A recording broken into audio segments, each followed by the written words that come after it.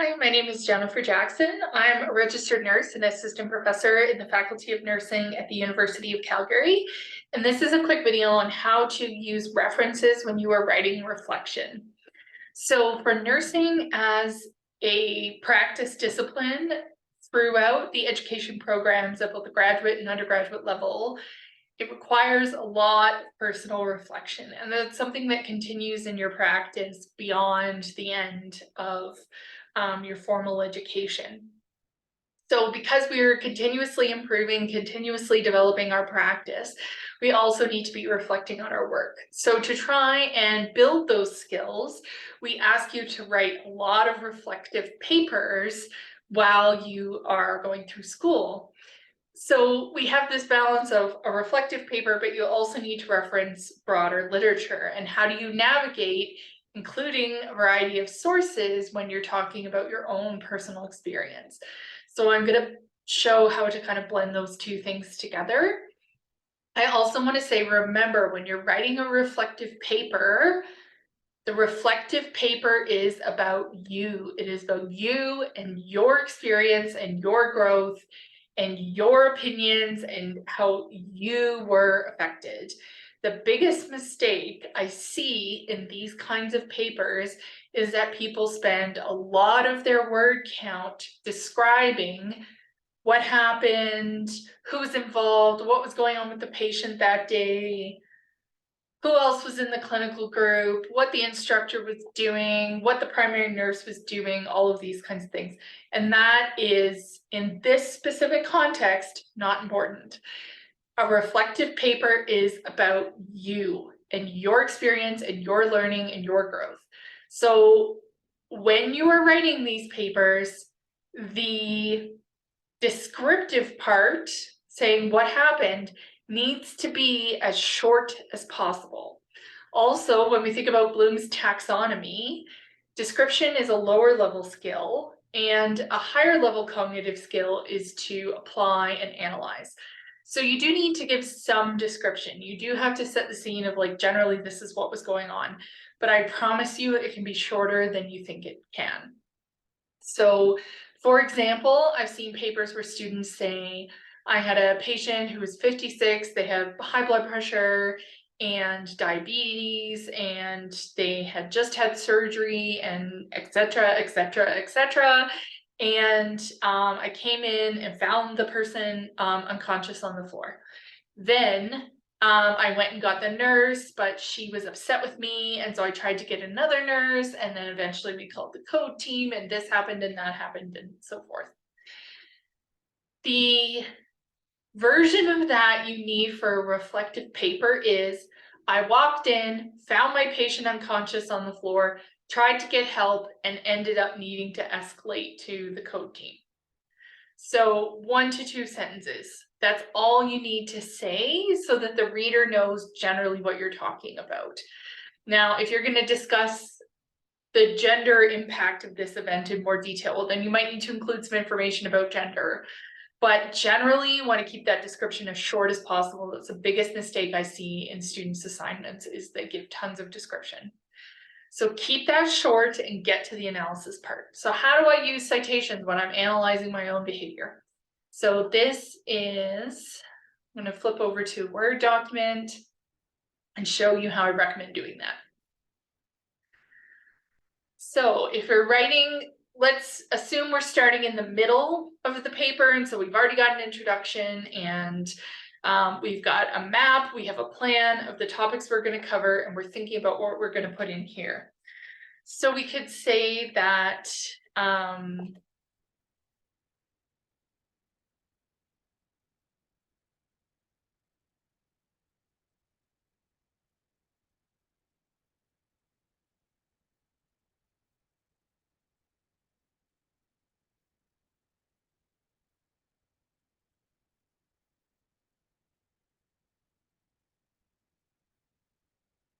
so I'm just starting with a very basic idea here. Emotional work in nursing is difficult. I find that I struggle to provide support for patients all day without feeling burnt out.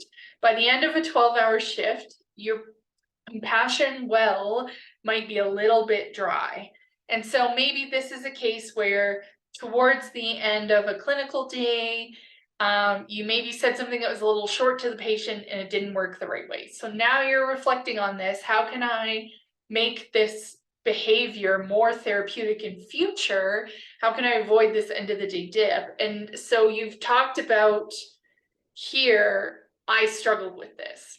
Now, this is where we bring in the references to support this argument. So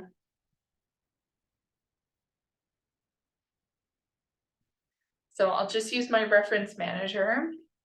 Just to say, if you are a graduate student and you do not have a reference manager yet, stop this video and get a reference manager, because you need to be able to manage citations like this. It's just way too much work to try and do it manually. So there we go. We'll assume that is going to go on our next page. So, according to Jackson et al., emotional labor, and also a reference to Pam Smith. Professor Pam Smith was the person who came up with emotional labor. For the sake of the example today, we're going to jump right into some of the work that I did because I feel comfortable writing about it in a YouTube video. According to Jackson et al., emotional labor.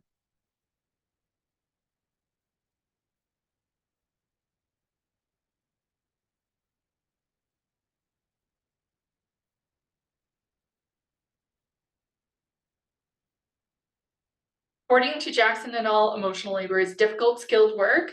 So here I'm providing from a reference something that can relate to this experience that I'm writing about. I struggle to provide care all day. So then I can see.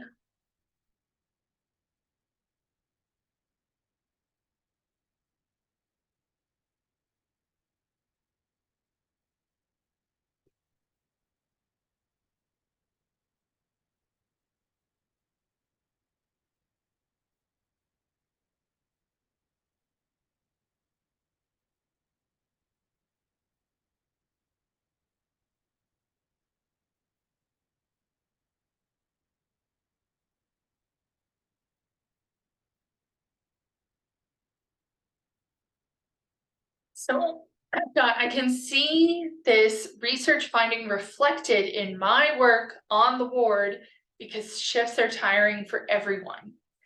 So what this is doing is using Bloom's taxonomy. We're now at an application stage and saying this research is about a big abstract concept, and I can make the connection between that abstract concept and my personal experience.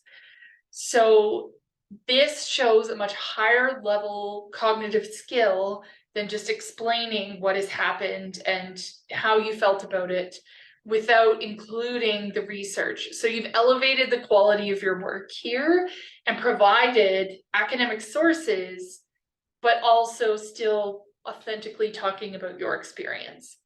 So I think the big thing here is that we all share a common humanity, and any experience you've had, there is probably some type of reference about it. So there may not be a reference specifically about somebody who spilled some juice on a patient by accident, but there probably is a reference about somebody who is embarrassed during clinical or felt like they made mistakes during clinical. There's a research study been done on that somewhere. So you can look to something like that and say, from this research, what can I learn about my own experience? This is common for students, and there's ways to manage so that the next time you go to clinical, you work to get your confidence back, that kind of thing. So at this point, we could move to another paragraph where we talk about how do we support staff so they can be more caring. Maybe we could talk about workforce discussion, bring in some research about workforce. We could include, perhaps controversially, but you could include something about customer service. You can include more about emotional labor. You can go to different types of arguments to support the idea of like, how am I going to manage? You could talk about preparation for your shift, all of these different things. But these are ways that you want to bring in an empirical reference, but it relates to your personal experiences. So this is how you elevate reflective assignments to the next level, by including that peer-reviewed material. If I went on further, you could also consider a paragraph where, we recommend, Jackson or Smith recommends, to support emotional labor, that nurses do A, B, C, and D. The next time I take on a shift, I'm going to try technique A to see if that helps me not feel so burnt out by the end of the day. So that integration is how you can still talk about your own experience in your own voice, but draw on a broader world of research to inform your experience. And ultimately, using research in these types of papers is learning from other people. People have undertaken systematic inquiries to say, how do we deal with mistakes in a clinical setting? Or how do we support emotional labor? And so it's a good way to learn from colleagues, maybe at a little bit more of a distance, but it's still learning from colleagues nevertheless. So bring that in, and hopefully that will help you. So when you get to the end of the paper and then you get to the next practice day, you can say, okay, now I know I've read this work, I've learned from it, and now I'm going to try a new technique when I go into work today. That's why we do the reflection, because it ultimately moves your practice forward. So hopefully this has been helpful, and happy writing.